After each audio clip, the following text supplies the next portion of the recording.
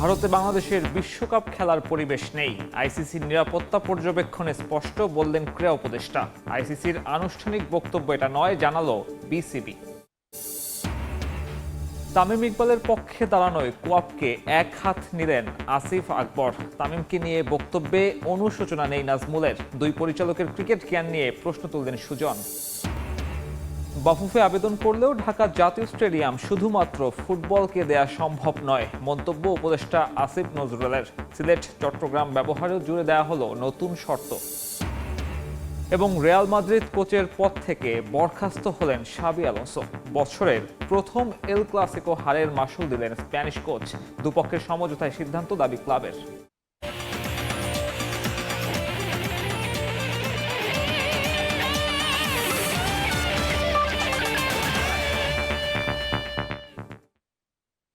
ভারতে বিশ্বকাপ খেলার মতো পরিবেশ নেই। ভেন্যু পরিবর্তন করে শ্রীলঙ্কায় খেলার দাবিতে অনড় বাংলাদেশ। আইসিসির নিরাপত্তা কনসার্ন পর্যবেক্ষণ করে এমন মন্তব্য করেছেন যুব ও ক্রীড়া উপদেষ্টা আসিফ নজরুল।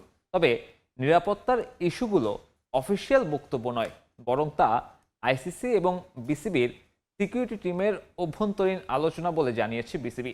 এখনও আইসিসির আনুষ্ঠানিক উত্তরের অপেক্ষায় ক্রিকেট বোর্ড। টি-20 বিশ্বকাপ খেলতে মোস্তাফিজ সহ বাংলাদেশ ভারতে গেলে বিঘ্নিত হবে নিরাপত্তা ব্যবস্থা। শুধু তাই নয়, সেখানে জার্সি কিংবা পতাকা পরে ঘুরে বেড়ালেও আছে শঙ্কা। একই সঙ্গে নির্বাচন যত এগিয়ে আসবে, সমস্যা হবে আরও ঘনীভূত। বাংলাদেশের বিশ্বকাপ ইস্যু নিয়ে আইসিসি তার পূর্ণ জবাব না দিলেও জানিয়েছে তার নিরাপত্তা কনসার্ন, যা বিশ্লেষণ করে ক্রীড়া উপদেষ্টা স্পষ্ট জানিয়ে দিয়েছেন ভারতে গিয়ে বাংলাদেশের টি-20 বিশ্বকাপ খেলার কোনো পরিবেশ নেই। আইসিসি সিকিউরিটি টিমের এই বক্তব্য সন্দেহাতীতভাবে প্রমাণ করেছে যে ভারতে বাংলাদেশ ক্রিকেট টিমের টি-20 বিশ্বকাপ খেলার কোনো রকম পরিস্থিতি নাই। আইসিসি যদি আশা করে আমরা আমাদের শ্রেষ্ঠ বোলারকে বাদ দিয়ে আমরা ক্রিকেট টিম করব, আমাদের যারা সমর্থক আছে তারা বাংলাদেশের জার্সি পরতে পারবে না, আর আমরা ক্রিকেট খেলার জন্য বাংলাদেশের নির্বাচন পিছিয়ে দিব, এর চেয়ে উদ্ভট, অবাস্তব, অযৌক্তিক কোনো প্রত্যাশা হতে পারে না। বর্তমান সূচি অনুযায়ী বাংলাদেশের ভারতে গিয়ে ম্যাচ খেলার কথা কলকাতা আর মুম্বাইয়ে। সম্প্রতি গণমাধ্যমে সংবাদ প্রকাশ করে এই ভেন্যু সরিয়ে নেওয়া হতে পারে চেন্নাই আর কেরালায়। তবে নিরাপত্তার প্রশ্নে সেটাও সম্ভব না বলে স্পষ্ট জানিয়েছেন ক্রীড়া উপদেষ্টা। ইন্ডিয়া মানে তো ইন্ডিয়াই। ইন্ডিয়াতে কি আপনি আমরা ইন্ডিয়ার কথা বলছি, আমরা তো কলকাতা বলি নাই। এটা তো সন্দেহাতীতভাবে প্রমাণ করে যে আমাদের ওখানে খেলার পরিবেশ নাই। ভারতের কোনো জায়গাতে খেলার পরিবেশ নেই। ভারতের প্রভাবে আইসিসির নিরপেক্ষতা সবসময়ই প্রশ্নবিদ্ধ। সেখান থেকে বেরিয়ে ক্রিকেট নিয়ন্ত্রক সংস্থা চাইলেই বাংলাদেশের জন্য ব্যবস্থা করতে পারে নিরপেক্ষ ভেন্যু, যেখানে শ্রীলঙ্কার পাশাপাশি পাকিস্তান কিংবা সংযুক্ত আরব আমিরাতেও বাংলাদেশের খেলতে কোনো আপত্তি নেই বলে জানান ক্রীড়া উপদেষ্টা। আমরা মনে করি ক্রিকেট খেলার উপর কারো কোনো মনোপলি থাকা উচিত না। বাজার ব্যবস্থাপনার ভিত্তিতে একটা খেলার সম্পূর্ণ বা একটা টুর্নামেন্টের ভাগ্য নির্ধারিত হতে পারে না। আইসিসি যদি সত্যি গ্লোবাল অর্গানাইজেশন হয়ে থাকে, আর আইসিসি যদি ভারতের কথায় উঠে আর না বসে, তাহলে অবশ্যই আমাদের টি-20 বিশ্বকাপে খেলার সুযোগ শ্রীলঙ্কাতে দেওয়া উচিত। এই প্রশ্নে আমরা কোনো রকম নতি স্বীকার করব না। এদিকে ক্রীড়া উপদেষ্টা এমন দাবি করলেও নিরাপত্তার ইস্যুগুলো অফিসিয়াল বক্তব্য নয়, বরং তা আইসিসি এবং বিসিবির সিকিউরিটি টিমের অভ্যন্তরীণ আলোচনা বলে জানিয়েছে বিসিবি। এস এম ইকবাল, সময় সংবাদ, ঢাকা। এদিকে বিশ্বস্ত সূত্রের খবর, অসম এই যুদ্ধে জয়ী হওয়ার পথে বাংলাদেশ। ভারতের দাবি উপেক্ষিত হতে চলেছে আইসিসিতে। নানা টানাপোড়েনের পর অবশেষে জিতে যাচ্ছে বিসিবি। ভারত কিংবা দেশটির অন্য কোনো ভেন্যু নয়, শ্রীলঙ্কাতেই টি-20 বিশ্বকাপের গ্রুপ পর্বে সব ম্যাচ খেলবে টাইগাররা। তবে এর কারণে নতুন করে সূচি তৈরি করতে হবে আইসিসিকে। পরিবর্তন হয়ে যেতে পারে বাংলাদেশের গ্রুপের প্রতিপক্ষ।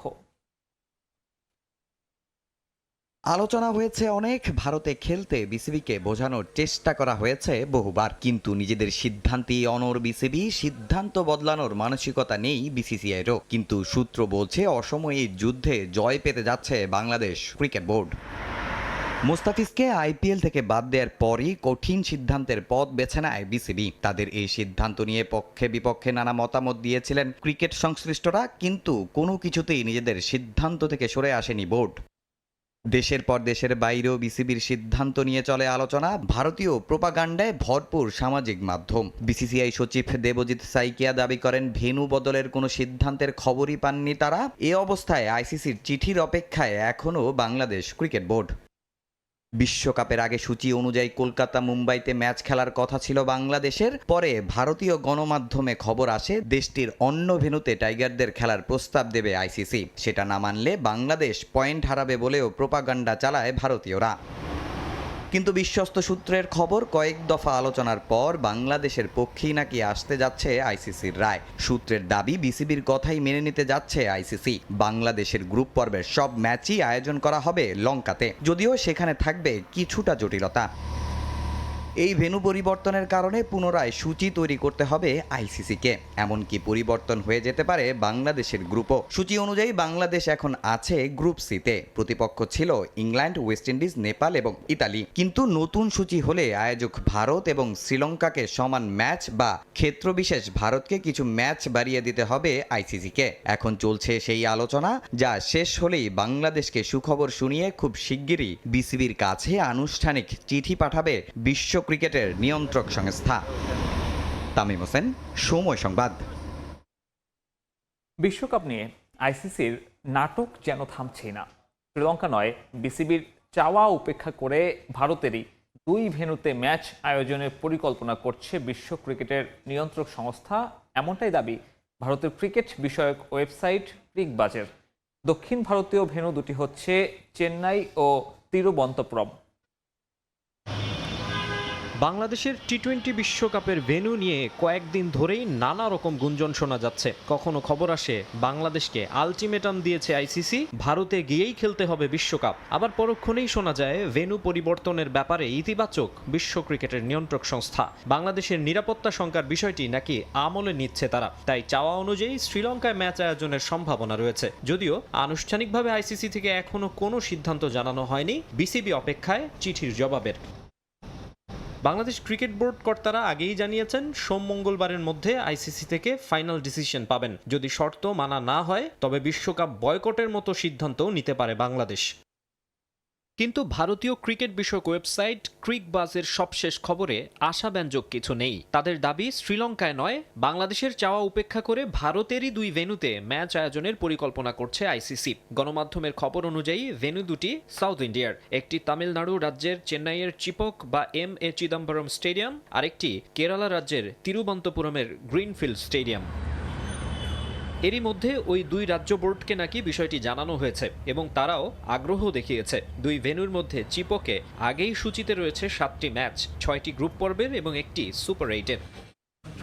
মূলত বাংলাদেশের গ্রুপ পর্বের 4 ম্যাচের ভেন্যু ছিল কলকাতার ইডেন গার্ডেন্স ও মুম্বাইয়ের ওয়াংখেড়ে স্টেডিয়াম। তবে মোস্তাফিজকে আইপিএল থেকে বাদ দেয়া ইস্যুতে উত্তপ্ত হয় পরিস্থিতি।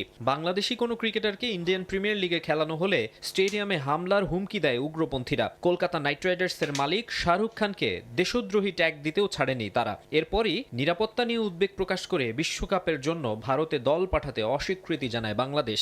বাংলাদেশি প্লেয়ারকে অপমান করায় এদেশে আইপিএল এর সম্প্রচারও বন্ধ ঘোষণা করে অন্তর্বর্তী সরকার।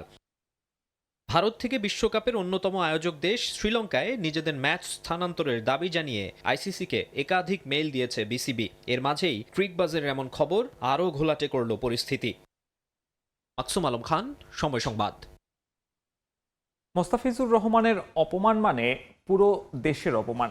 তাই টি-20 বিশ্বকাপে বিসিবির ভারতে নেওয়া যাওয়ার সিদ্ধান্তে একমত বিএনপির মহাসচিব মির্জা ফখরুল ইসলাম আলমগীর। যদিও একবারে হার্ড লাইনে না গিয়ে দুই প্রতিবেশী দেশের মধ্যে আলোচনা করে সমাধান খোঁজার কথা বলছেন তিনি। ক্রিকেটের ব্যাপারে আন্তর্জাতিক রাজনীতির প্রশ্ন জড়িত আছে, আমাদের দেশের সম্মান জড়িত আছে। নিঃসন্দেহে আমাদের একজন ক্রিকেটারকে অপমান করা হয়েছে। আমরা মনে করি এটা আমাদের দেশকেই অপমান করা হয়েছে। সেই ক্ষেত্রে আমি মনে করি ক্রিকেট কন্ট্রোল বোর্ডের যে সিদ্ধান্ত, সেই সিদ্ধান্তের সঙ্গে আমরা একমত। কিন্তু একই সঙ্গে আবার এটাও মনে করি যে ছোটোখাটো বিষয়গুলো নিয়ে আলোচনার মধ্যেই সমাধান করাই হচ্ছে বেটার। দেশের সম্মানের কথা চিন্তা না করে ভারতীয় গণমাধ্যমের সাথে একই সুরে কথা বলায় তামিম ইকবালকে নিয়ে অমন বেফাঁস মন্তব্য করেছিলেন বিসিবি পরিচালক নাজমুল ইসলাম। এছাড়া সাবেক টাইগার অধিনায়কের সঙ্গে তার কোনো ব্যক্তিগত দ্বন্দ্ব নেই বলে উল্লেখ করেছেন তিনি। সিলেটে দেয়া সাক্ষাৎকারে এই পরিচালক আরও জানান, নিজের এমন আচরণে অনুশোচনা নেই। তামিমের জায়গায় অন্য কেউ থাকলেও করতেন একই ধরনের মন্তব্য। ভারতের প্রোপাগান্ডার সাথে ইনলাইন যখন করে ফেলতেছে, কারণ এর আগ থেকে আপনি দেখবেন 2 দিন 3 দিন আগ থেকে ওরা কন্টিনিউয়াসলি ওরা টাকা পয়সা নিয়ে কথাবার্তা বলা শুরু করেছে যে বাংলাদেশ যদি না খেলে বাংলাদেশ অনেক বড় ধরনের বিপদের মধ্যে পড়বে, এত টাকা লস করবে, বাংলাদেশের সেই সামর্থ্য আছে কিনা, এটা আছে কিনা, সেটা আছে কিনা। এটা কিন্তু একটা মেজর প্রোপাগান্ডা ছিল ভারতীয়। এখন এই প্রোপাগান্ডার লাইনে যে কথা বলবে সে আর যাই হোক না কেন, সে বাংলাদেশকে তো রিপ্রেজেন্ট করে না। আমার পোস্টটা ছিল একদম ফ্রেন্ডস এন্ড ফ্যামিলি পোস্ট। আমি 10 থেকে 15 সেকেন্ডের ভিতরে আমি পোস্টটা লিখেছি। আমি কিছু চিন্তাও করি নাই এটা তামিম না হয়ে, কারণ তামিমের সাথে আমার আজ পর্যন্ত কোনোদিন দেখা হয় নাই, কথা হয় না, আমি তামিমকে চিনিও না ব্যক্তিগতভাবে। এটা তামিম না হয়ে অন্য যে কেউ যদি হতো, বাংলাদেশের অন্য যে কোনো খেলোয়াড় হতো, আমি একই কথাই লিখতাম। ব্যক্তিগত দ্বন্দ্ব থাকতে গেলে তো আপনার সাথে আগে আলাপ পরিচয় থাকতে হবে, কথোপকথন হতে হবে, অথবা কোনো ধরনের ডিলিংস হতে হবে। তো এটার যেহেতু কোনো কিছুই আমার সাথে কখনো হয় নাই তামিমের সাথে। তামিম ইকবালকে বিসিবি পরিচালক নাজমুল ইসলাম ভারতীয় এজেন্ট বলায় প্রতিবাদ জানিয়েছে কোয়াপ। তবে ক্রিকেটার্স ওয়েলফেয়ার অ্যাসোসিয়েশনের কার্যক্রমকে প্রশ্নবিদ্ধ বলছেন বিসিবির আরেক পরিচালক আসিফ আকবর। মোস্তাফিজের ঘটনায় কেন প্রতিক্রিয়া দেখায়নি কোয়াপ, তা নিয়েও প্রশ্ন তুলেছেন তিনি। বাংলাদেশের অবস্থান ওয়ার্ল্ড ক্রিকেটে কি, বাংলাদেশের ভবিষ্যৎটা কি হইতে পারে, সবকিছু চিন্তা করে আমি আমার সিদ্ধান্ত আমি নিতাম। ওনার বক্তব্যের পরে আমরা ক্লিয়ার হয়ে গেছি যে অন্য একটা দেশের এজেন্ডা বাস্তবায়নের মতো কথাটা হয়েছে, যেটা অত্যন্ত নতজানক। টি-20 বিশ্বকাপ খেলতে বাংলাদেশি ক্রিকেটারদের ভারতে না পাঠানোর সিদ্ধান্ত এবং ঘটনা প্রবাহ নিয়ে কিছু ভিন্নমত রয়েছে তামিম ইকবালের, কিন্তু তার সে বক্তব্য জন্ম দিয়েছে বিতর্কের। মোস্তাফিজ ইস্যু এবং ভারতীয়দের আক্রমণাত্মক আচরণে ক্ষোভে ফুঁসতে থাকা অনেক বাংলাদেশির তামিমের ওই বক্তব্য একেবারে পছন্দ হয়নি। বিসিবি পরিচালক নাজমুল ইসলাম সাবেক অধিনায়ককে ভারতীয় এজেন্ট বলে ওই আগুনের রীতিমতো ঘি ঢালেন। তামিমের মতো প্রোফাইলের কাউকে নিয়ে এমন মন্তব্যে দ্বিধা বিভক্ত হয়ে পড়ে ক্রিকেট আঙ্গন। সঙ্গে সঙ্গে ক্ষোভ জানান বর্তমান ও সাবেক ক্রিকেটারদের অনেকে। সংবাদ সম্মেলন করে কোয়াবের পক্ষ থেকেও জানানো হয় প্রতিবাদ। তবে মোস্তাফিজ ইস্যুতে দৃশ্যমান প্রতিক্রিয়া না থাকলেও তামিমকে নিয়ে কোয়াবের এমন অবস্থানের বিষয়ে পাল্টা প্রশ্ন তুলছেন বিসিবির আরেক পরিচালক। কোয়াবের যে সিদ্ধান্ত সেটা কিন্তু আমাদের মনোপুত হয়নি। এখানে যিনি কোয়াবের প্রেসিডেন্ট তিনি খেলছেন বিপিএল, আর কোয়াবের যে 400 প্লেয়ার আরও যারা খেলার সুযোগ পাচ্ছে না তাদেরকে বাদ দিয়ে তিনি কিভাবে খেলেন, এই প্রশ্নটা এক। এই কোয়াবটা আসলে আমার মনে হচ্ছে যে ওনাদের যারা নেতৃত্বে আছেন তাদেরকে আরও অনেক বিবেচনা যেতে হবে। তো কোয়াবের কাছে অনুরোধ থাকবে তারা যেন কারো পারপাস সার্ভ করার জন্য না হয়, সারা দেশের ক্রিকেটের পারপাস সার্ভ করতে পারে। আসিফ আকবর আরও বলেন, একটা বিশ্বকাপ না খেললে তেমন কিছুই যাবে আসবে না। তবে সম্প্রতি সিলেটে বোর্ড সভাপতি আমিনুল ইসলাম বুলবুল বলেছেন বিশ্বকাপে অংশ নিতে চায় বাংলাদেশ। প্রশ্ন ওঠে, একই বোর্ডের 2 কর্মকর্তার 2 ধরনের দৃষ্টিভঙ্গি কেন? বুলবুল ভাই সফট মানুষ, সফটভাবে বলছেন। আমি আমার মধ্যে বলেছি, কিন্তু সিদ্ধান্ত একটাই। শ্রীলঙ্কায় অন্য একটা দেশের ভেন্যু আছে, তো সেক্ষেত্রে আমাদের ভেন্যুটা অস্বাভাবিক কিছু না, হাতে সময় আছে 1 মাস। এবং বাংলাদেশ একটা বিরাট স্টেক হোল্ডার আইসিসির। এই টুর্নামেন্টে যদি আমরা পার্টিসিপেট না করি সেক্ষেত্রে আইসিসি তো ক্ষতিগ্রস্ত হবেই, সেটা ইমেজ সংকট হবে আইসিসির। তবে শেষ পর্যন্ত ভারতের নিরাপত্তা নিয়ে বাংলাদেশের উদ্বেগ আর যৌক্তিক চাওয়া বিবেচনায় শ্রীলঙ্কায় ম্যাচ আয়োজনে সম্মত হবে আইসিসি, আশা সংশ্লিষ্টদের। মাকসুম আলম খান, সময় সংবাদ, ঢাকা। তামিমকে নিয়ে বিসিবির 2 পরিচালকের মন্তব্যের কড়া সমালোচনা করলেন খালেদ মাহমুদ সুজন। তাদের বক্তব্যকে লজ্জাজনক বলে আখ্যা দিলেন সাবেক বোর্ড পরিচালক। প্রশ্ন তুলেছেন তাদের ক্রিকেট জ্ঞান নিয়েও। একজন সাবেক অধিনায়ককে প্রাপ্য সম্মান দিতে বললেন সুজন। ক্রিকেট নিয়ে যে কোনো মন্তব্য করার আগে আরও সতর্ক হওয়া উচিত বলেও মনে করেন তিনি। সিলেট থেকে সাজিদ মুস্তাহিদের রিপোর্ট। অসভ্য লোকরাই বলবে এরকম কথা। উনি একটা অসভ্য বলে আমার মনে হয়। অসভ্য না হলে উনি এরকম কথা বলতে পারেন। সুজন নিজেও জাতীয় দলের সাবেক অধিনায়ক। দেশের হয়ে প্রায় 400 আন্তর্জাতিক ম্যাচ ও 15,000 রান করা তামিমকে নিয়ে বোর্ড পরিচালক নাজমুল ইসলামের মন্তব্যটা ভালোভাবে নেননি সাবেক বোর্ড পরিচালক। সামাজিক মাধ্যমে তামিমকে দালাল বলা নাজমুলের ক্রিকেট জ্ঞান নিয়েও সন্দেহ আছে সুজনের। সেরকম একজন খেলোয়াড়কে নিয়ে মন্তব্য করার আগে যিনি মন্তব্য করলেন তার নিজের স্ট্যাটাসটা কি, তিনি নিজে এসে মন্তব্য করতে পারেন কিনা, এটা একটা বড় ব্যাপার। ক্রিকেট সম্বন্ধে জ্ঞান ধারণাই কম আসলে। এবং এরকম লোকরা যদি ক্রিকেট বোর্ডে থাকেন তো ক্রিকেটের তো উন্নয়ন আমি দেখি না যে কোনোভাবে উন্নয়ন করা যাবে, ঠিক না?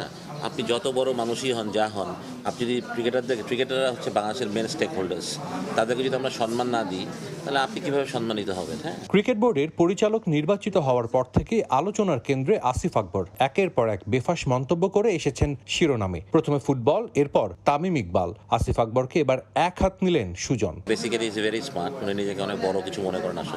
আসলে উনি এত বড় কিছু না, উনি যেভাবে নিজেকে মনে করেন। হ্যাঁ, দেশের ওনার প্রতি সম্মান আমাদের সবার আছে, কিন্তু যেভাবে উনি করছেন তাতে মনে হয় আমাদের সম্মান করেই থাকবে আসলে ওনার প্রতি। তাও মনে হয় যে ওনাকেও চিন্তা করা উচিত। তামিম ইকবাল দুইটা নাই বাংলাদেশ ক্রিকেটে। এক হাত ভাঙা নিয়েও তামিম ব্যাট করেছে, সেই ম্যাচ আমরা জিতেছিও। তো এইসব জিনিসের তো এই জিনিসগুলো তো তার ফিলিংস হবে না। ইন্টারন্যাশনাল ক্রিকেট আর দেশে গান গাওয়ার মধ্যে অনেক ডিফারেন্স আছে। বিশ্বকাপ বয়কটের মতো কঠিন সিদ্ধান্ত নেওয়ার আগে আর্থিক ও ক্রিকেটীয় দিকগুলো বিবেচনায় নেওয়ার আহ্বান সুজনের। আপনি যদি 2 টায়ারে চলে যায়, যদি আমাদেরকে 3টা নম্বর মানে 3 টিম দেখায়, আমাদের পারফরমেন্স দিয়ে দেখায়, আমাদেরকে নিচে নামায় নিয়ে আসে, তখন আপনি পাকিস্তান আর জিম্বাবুয়ে আর ওয়েস্ট ইন্ডিজ ছাড়া কারোর সাথে বায়োলেটারাল সিরিজ খেলতে পারবেন না। যেটা বাংলাদেশ কিন্তু সবসময় বড় উঁচু জায়গায় খেলতে পেরেছে, তার জন্য আমাদের রেভিনিউটা অনেক বেশি এসেছে। কিন্তু যদি এখন আমরা পাকিস্তান আর জিম্বাবুয়ে আর ওয়েস্ট ইন্ডিজ ছাড়া খেলতে পারবো না, তখন আপনি টিভি কভারেজ পাবেন, আপনি কত টাকা ইনকাম করবেন? সাজিদ মুস্তাহিদ, সময় সংবাদ, সিলেট। আবেদন করলেও জাতীয় স্টেডিয়াম ঢাকা এখনই শুধুমাত্র ফুটবলের জন্য বরাদ্দ পাচ্ছে না বাফুফে, জানিয়েছেন ক্রীড়া উপদেষ্টা আসিফ নজরুল। শুধু তাই নয়, সিলেট এবং চট্টগ্রাম স্টেডিয়াম ব্যবহারেও শর্ত জুড়ে দিয়েছেন ক্রীড়া উপদেষ্টা। তারপর স্টেডিয়ামগুলো ফিফার টায়ার 1 গ্রেডে উন্নীত করতে বাফুফে বরাদ্দ চেয়েছে বলে জানিয়েছেন সভাপতি তাবিত আওয়াল। ক্রীড়া উপদেষ্টা হিসেবে দায়িত্ব নেওয়ার পর প্রথমবারের মতো ফুটবল ফেডারেশনে আসিফ নজরুল। স্টেডিয়াম, সরকারি বরাদ্দ সহ আরও কিছু বিষয় নিয়ে ক্রীড়া অভিভাবকের সঙ্গে বাফুফের নির্বাহী কমিটির আলোচনা, যেখানে ইতিবাচক কথা হলেও কংক্রিট সিদ্ধান্ত আসেনি কিছুতেই।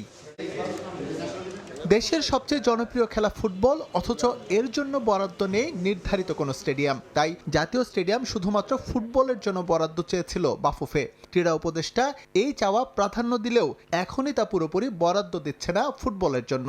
একই সঙ্গে চট্টগ্রাম ও সিলেট স্টেডিয়াম ব্যবহারের ক্ষেত্রেও বেঁধে দিয়েছেন শর্ত। ঢাকা স্টেডিয়াম যেটা আছে এটা সম্পূর্ণভাবে ফুটবলকে দিয়ে দেওয়া, আর অন্যান্য যারা স্পোর্টস আছে ক্রিকেট ছাড়া তাদের আয়োজনের প্রয়োজন হলে সেখানে আয়োজন করবে। যদি তারা অন্য কোথাও, ফর এক্সাম্পল পূর্বাঞ্চল স্টেডিয়াম বা অন্য কোথাও যদি তারা জায়গা পেয়ে সরে যায়, তখন এটা সম্পূর্ণভাবে ফুটবলের হয়ে যাবে। এছাড়া সিলেট এবং চিটাগাং এটা আপনার ডেডিকেটেড ওয়েতে ফুটবলকে দিয়ে দেওয়ার সিদ্ধান্ত নিয়েছে আমরা। তবে শর্ত আছে, ক্রিকেট ছাড়া অন্যান্য খেলার যদি টুর্নামেন্টের আয়োজনের প্রয়োজন পড়ে ওনারা সেখানে আয়োজন করবেন। মন্ত্রণালয় শর্ত বেঁধে দিলেও ভেন্যু সংকটের কারণে অনেকটা বাধ্য হয়েই সিলেট ও চট্টগ্রাম স্টেডিয়াম সংস্কার করাতে চায় বাফুফে। ভেন্যু দুটোকে ফিফা টায়ার 1 গ্রেডে উন্নীত করাতেই এই উদ্যোগ বলছেন বাফুফে সভাপতি। বর্তমানে প্রায়োরিটি ছিল যে স্টেডিয়ামগুলোকে তাড়াতাড়ি মেরামত করে আমরা ফিফা টিয়ার 1 পর্যন্ত নিয়ে যেতে পারি। দ্যাটস ওয়াই ওই প্রায়োরিটিতে আমরা দুটো স্টেডিয়ামের জন্য বরাদ্দ চেয়েছিলাম অতি দ্রুত। আশ্বাসের উপরে বিশ্বাস রাখি, অ্যান্ড বাস্তবায়ন অফকোর্স করতে গেলে কিছু কিছু ত্রুটি আসবে সামনে, বাট আমরা ভেরি পজিটিভ যে সকলের সুচেষ্টা থাকলে অ্যান্ড সকলকে নিয়ে দেশের স্বার্থে, ফুটবলের স্বার্থে আমরা খালি দুটো স্টেডিয়াম শুরু করতে যাচ্ছি, বাট ভবিষ্যতে আরোগুলো স্টেডিয়াম আমরা পাবো।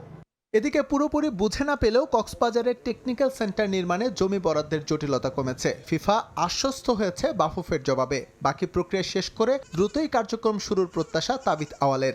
আমরা আমাদের ফিফা ফরওয়ার্ড প্রোগ্রামের ডলারটাকে আমরা সেফগার্ড করতে পেরেছি। এখন বাকিটা আমি বিশ্বাস করি যে আগামী 1 মাসে আমরা অবশ্যই দ্রুত ফরমেট কমপ্লিট করতে পারবো আমরা। চলতি বছর বাংলাদেশের সাফ আয়োজনে আগ্রহী বাফুফে। শুধু ঢাকায় সীমাবদ্ধ না থেকে দেশের বিভিন্ন বিভাগে তা ছড়িয়ে দেওয়ার পরিকল্পনা ফুটবল ফেডারেশনের। আমাদের তো নিশ্চিত করতে। এসএম ইকবাল, সময় সংবাদ, ঢাকা। বিপিএলকে জাতীয় দলে ফেরার মঞ্চ হিসেবে দেখছেন পাকিস্তানি অলরাউন্ডার খুশদিল শাহ। গেল 3 মৌসুমে শিরোপার দেখা না পেলেও এবারের মৌসুমে বিপিএলের শিরোপা জিততে চান তিনি। বিপিএলে এখনও সাকিব আল হাসানকে মিস করছেন এই পাকিস্তানি। পছন্দের শীর্ষে মাশরাফি বিন মুর্তজা। খেলোয়াড়ি জীবন শেষে সামাজিক কাজে যুক্ত হতে চান খুশদিল। হাসপাতালের পাশাপাশি স্থাপন করতে চান স্কুল আর মাদ্রাসা। বিপিএল নিয়ে সমালোচনার শেষ নেই, কিন্তু এই টুর্নামেন্ট অনেক ক্রিকেটারকেই এনে দিয়েছে সাফল্য। 13 বছর পাকিস্তানের ক্রিকেটারদের নিয়মিত দেখা যায় বিপিএলে। এ আসর অনেকেরই জাতীয় দলে ফেরার সিঁড়ি হিসেবেও কাজ করে। এ নিয়ে বিপিএল এর 4র্থ মৌসুম খেলছেন খুশদিল শাহ। তবে এখনও শিরোপা ছুঁয়ে দেখা হয়নি। এবার সেই আক্ষেপ ঘোচাতে চান পাকিস্তানি অলরাউন্ডার। বিপিএল এর গেল মৌসুমেও রংপুর রাইডার্সের হয়ে ভালো পারফর্ম করেছিলাম। এরপর আমি পাকিস্তান দলেও কামব্যাক করি। আবারও একই লক্ষ্য, এখানে পারফর্ম করে পাকিস্তান দলে ফিরতে চাই। এবার রংপুর রাইডার্সের হয়ে বিপিএল এর ট্রফি জয়ের লক্ষ্য। শুরুটা ভালো হলেও কিছু ম্যাচ হেরেছি আমরা।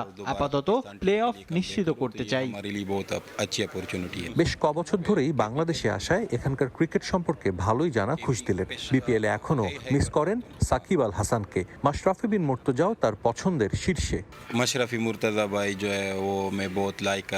মুর্তজাকে আমি ছোট থেকে অনেক পছন্দ করতাম। সে 6-7 ব্যাটিং এ নেমে বড় বড় ছক্কা হাঁকাতো। সে দারুণ একটা টিম গড়েছিল। বিশ্বের যে কোনো দলকে তারা হারাতে পারত।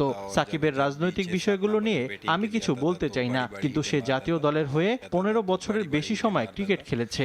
বাংলাদেশ দলের ব্র্যান্ডিং করেছে। সে বাংলাদেশ দলে থাকলে ভালো হতো। তার মতো কিংবদন্তি বিপিএল এ থাকলে এই টুর্নামেন্টের ব্র্যান্ড ভ্যালু বেড়ে যেত। খেলোয়াড়ি জীবন শেষে অনেক ক্রিকেটারই কোচিং অথবা ক্রিকেট কমেন্ট্রিতে যেতে চান। তবে খুশদিল এখানে অন্যদের চেয়ে আলাদা। নিজের এলাকার মানুষের জন্য কিছু করার স্বপ্ন এই অলরাউন্ডারের।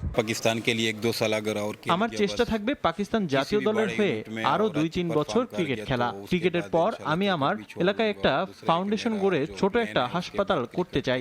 সেখানে সবাইকে ফ্রি চিকিৎসা দেব। বাচ্চাদের জন্য অন্তত 2টি স্কুল মাদ্রাসা করতে চাই। খুশদিল কথা বলেছেন সম্প্রতি বাংলাদেশ ভারত দ্বন্দ্ব নিয়েও। ক্রিকেটে এই বিষয়গুলো আনা উচিত নয় বলে মনে করেন এই অলরাউন্ডার। সাজিদ মুস্তাহিদ, সময় সংবাদ, সিলেট। এল ক্লাসিকো শেষ হওয়ার 24 ঘন্টা পেরোনোর আগেই বরখাস্ত হলেন শাবি আলোনসো। স্প্যানিশ সুপার কাপের ফাইনালে চিরপ্রতিদ্বন্দ্বী বার্সেলোনার বিপক্ষে হারের মাসুল গুনলেন স্প্যানিয়ার্ড। ক্লাব ওয়েবসাইটে বিবৃতি দিয়ে বিষয়টি নিশ্চিত করেছে মাদ্রিদ কর্তৃপক্ষ। ক্লাব এবং কোচের পারস্পরিক সমঝোতার ভিত্তিতেই এমন সিদ্ধান্ত নেওয়া হয়েছে বলে দাবি করেছে রিয়াল মাদ্রিদ। যদিও বিষয়টি নিয়ে এখন পর্যন্ত কোনো মন্তব্য করেননি শাবি। গেল বছরের জুনে দলের সঙ্গে যোগ দিয়ে মাত্র 7 মাসেই রিয়াল মাদ্রিদের সঙ্গে যাত্রা শেষ হলো স্প্যানিশ কোচের। তার অধীনে ক্লাব বিশ্বকাপ ব্যর্থতার পরও আস্থা রেখেছিল মাদ্রিদিস্তারা, কিন্তু লা লিগা এবং চ্যাম্পিয়ন্স লিগ কোথাও নিজেদের আধিপত্য দেখাতে পারেনি রিয়াল মাদ্রিদ। উল্টো ড্রেসিং রুমে এমবাপ্পে, ভিনিসিয়াস, বেলিংহ্যামদের ঠিকভাবে সামলাতে না পারার অপবাদ আসে শাবির নামে। শেষ পর্যন্ত বছরের প্রথম এল ক্লাসিকো হারের পর তাকে সরিয়ে দিলেন প্রেসিডেন্ট ফ্লোরেন্তিনো পেরেস। লস ব্ল্যাঙ্কোদের অন্তর্বর্তীকালীন দায়িত্ব পালন করবেন আলভারো আরবিওলা।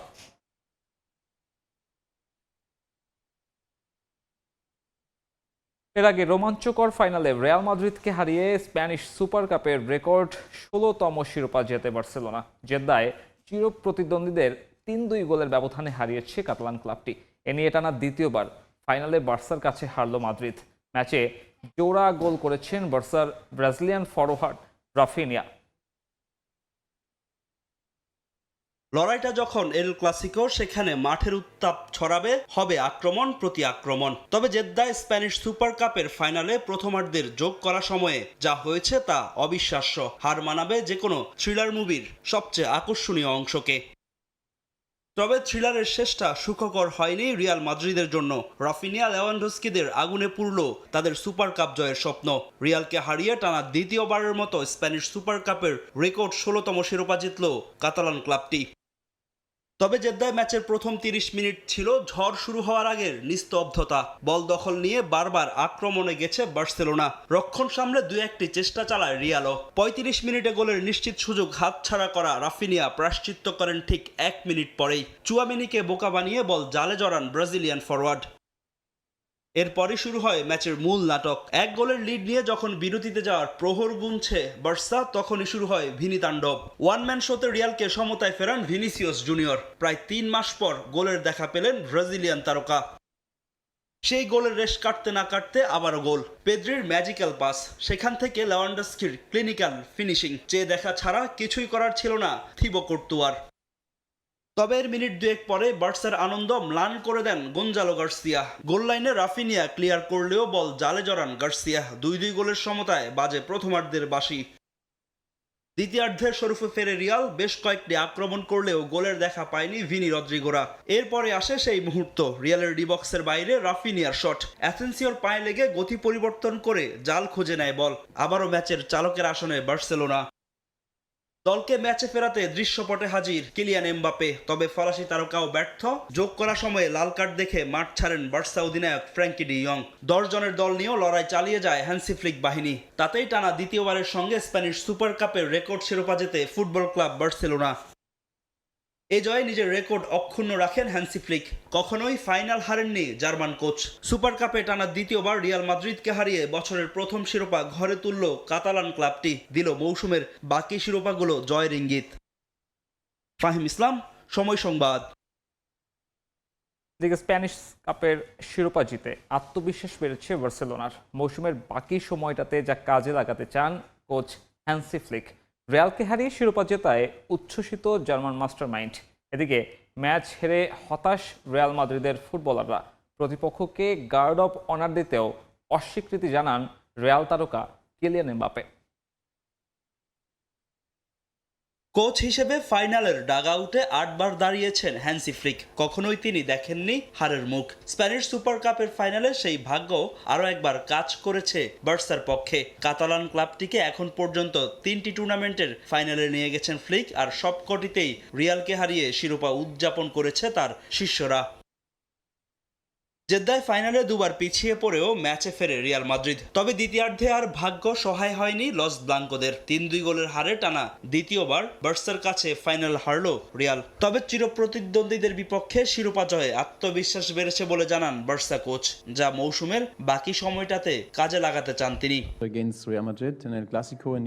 এই মৌসুমে আমরা সেরা ছন্দে ফিরেছি, দল হিসেবে কাজ করে সাফল্য পাচ্ছি, যা আমার খুব ভালো লাগছে। রিয়াল মাদ্রিদের বিপক্ষে জয় সবসময় বিশেষ। এই শিরোপা বাকি মৌসুমে আমার দলকে আত্মবিশ্বাস যোগাবে।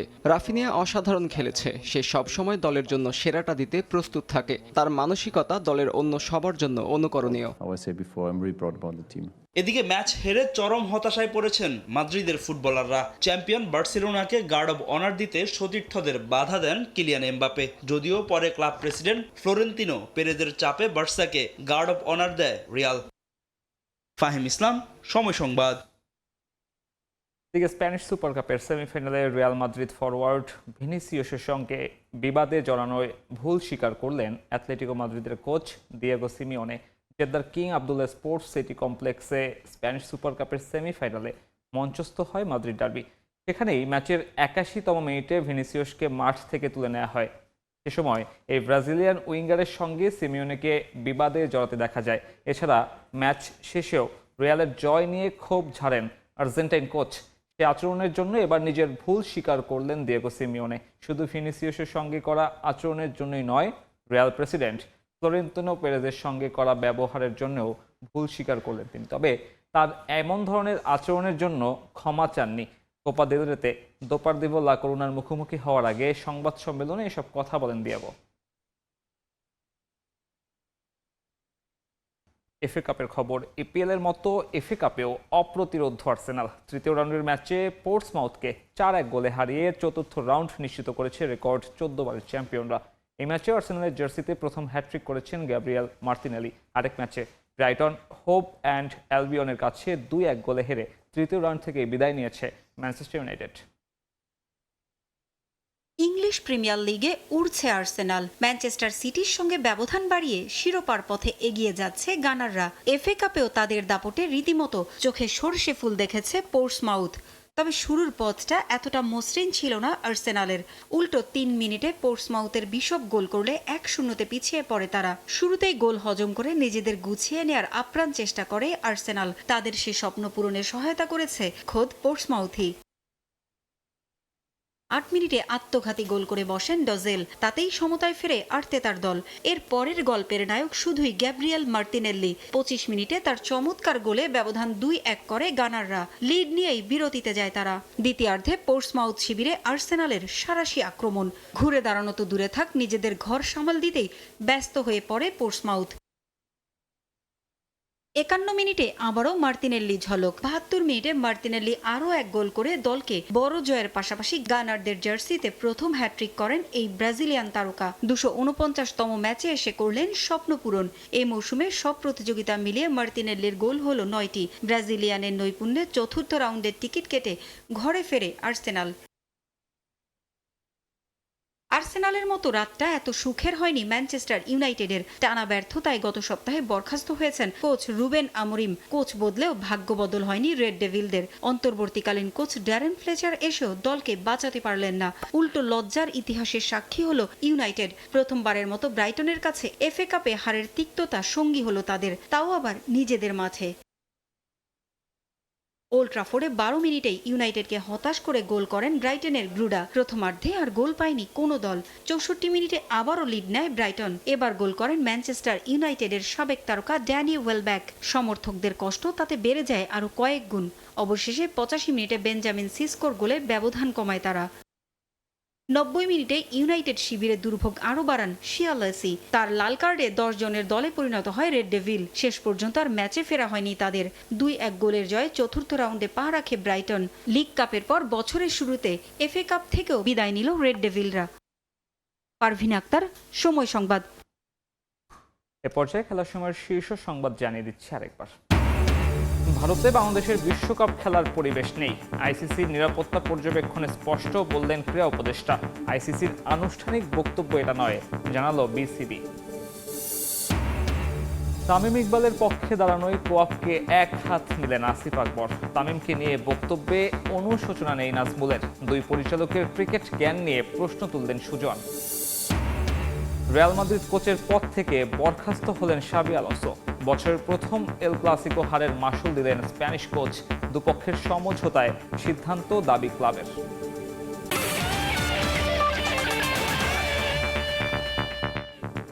এই ছিল খেলার সময়। প্রবাসের সময় সঙ্গে থাকবেন সহকর্মী আইরিন আয়াত। ধন্যবাদ মিথুন আপনাকে। প্রবাসের সময় ফিরছে কিছুক্ষণ পর, সঙ্গে থাকুন সময়ের।